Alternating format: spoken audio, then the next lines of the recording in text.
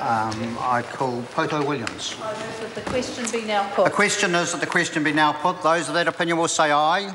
To the contrary, no. The ayes have it. So,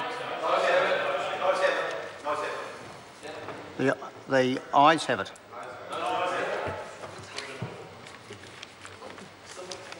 Party vote's been called for. I'll ask Clerk to conduct a party vote. New Zealand National. 59 votes opposed. New Zealand Labour. 32 votes in favour. Green Party. 14 votes in favour. New Zealand First. 12 votes in favour. Māori Party. 2 votes opposed. ACT New Zealand. 1 opposed. United Future. 1 opposed.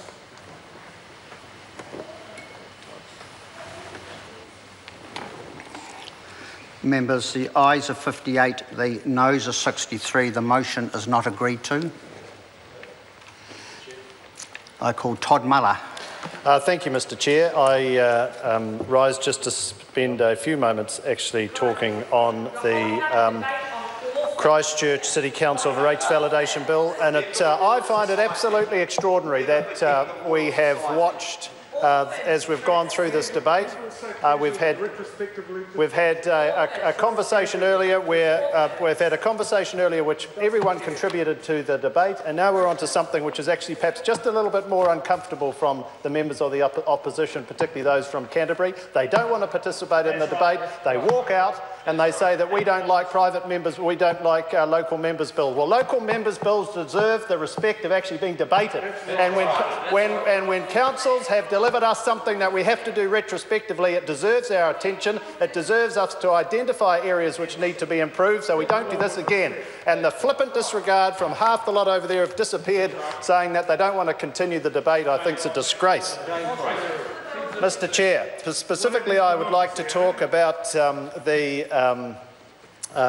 the components, and particularly the clauses here in this short and focused but important bill. And in particular, the changes that are included, particularly around naming the due dates and the penalties and validating the annual general charge, and particularly the 7 other targeted rates: the Church Bay sewer loan rate, the Church Bay water loan rate, the Governor's Bay sewer loan rate, the Governor's Bay water loan rate, the restricted water targeted rate, the waste minimisation rate, the water fire service connection rate, uniform annual general charge that was included in specific clause in clause 3 there on the bill. That was raised as a particular question earlier. Mr Chairman, we have had quite a lot of debates today, particularly around the process, and we heard the Minister answer one question, particularly actually in her immediate comments when introducing tonight's conversation, around how the process has improved, particularly with Christchurch City Council, in terms of how they manage their processes internally to ensure that they're at best practice with respect to notifying and setting rates and the notification process around that. I just want to echo, Mr Chairman, the importance of this bill sending a message not only to Christchurch but also other councils around the country around the government's expectation that best practice is followed at all times. We heard from member Mr Marks in a very considered and impassioned contribution earlier to this debate around the provision of run sheets and the importance specifically of councils following those, and his experience that this is actually relatively easy to do, and his surprise that in this case the City Council missed that.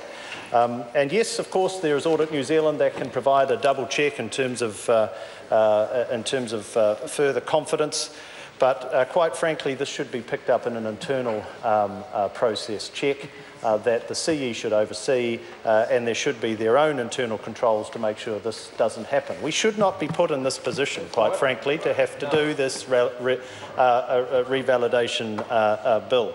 They should have had the internal controls in there from day one, particularly, Mr Chairman, when you reflect that this was a changing approach.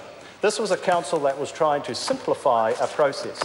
And so when you try and simplify a process, you change from the status quo, you would assume, therefore, that there has been some focus put on the fact that we're changing what we have done, or what compared to what we used to do. So let's ensure that we've got our ducks lined up and we're doing this correctly in terms of the due process expected of us. It didn't happen. It should have happened. It should happen, and our expectation is that we would not have to be put into this position again. Look, Mr Chairman, I do acknowledge the speed in which the Christchurch City Council reacted when it was brought to their attention in the last couple of years. But as has been raised tonight, I was left wanting with respect to the attitude at the submission process by Christchurch City Council. I mean, Mr Chairman, maybe I'm being a bit harsh, but a process improvement can only take an organisation so far. Attitude and culture is important too, Mr Chair. Todd Miller. Thank you, Mr Chairman. I think actually in the context of this bill, and particularly Christchurch City Council, this is a point just to reflect on. That yes, you can turn up to a submission process and talk relatively obliquely to the process changes that you have brought in place to ensure that it won't happen again. Sorry, Mr Chair. The Christchurch City Council officers can talk to a process improvement, but it is very important that those same officers reflect on the importance of culture in their organisation to be able to ensure that they don't allow this sort of thing to happen again. And we never got the sense of that. We never got the sense that actually the Christchurch City Council saw this as an appalling indictment on their own collective approach to managing issues like this. It was seen as, well, you know, sometimes these things happen and sometimes the government or Parliament needs to fix them up for us. It's been raised earlier. I just want to reinforce that it is something that we were not impressed with. Mr Chairman, I do want to, in closing, acknowledge Nikki Wagner, the Minister. She's brought forward two really important local bills and managed them through with elan and compassion and focus for her community. And of course I will echo the support that our Chairman, Mr Scott Simpson, has received. He's a great chair, and it's a pleasure to be part of a normally collegial select committee, although there's been cracks perhaps tonight. Mr Chair, thank you. I look forward to seeing this bill pass.